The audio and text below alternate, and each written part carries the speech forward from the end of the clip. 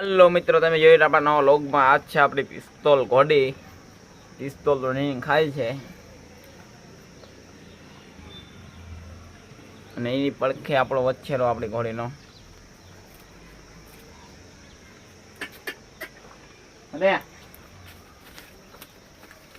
આ વચ્છેરો છે આપણી ઘોડીનો. અહીંયા આપણી પાસે બે બીજી ઘોડીઓ બાંધી છે.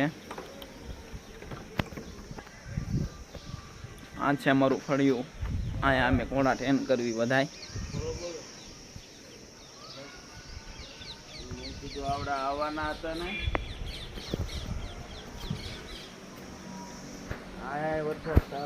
અહીંયા બાંધી છે આપણી બાવળી ઘોડી.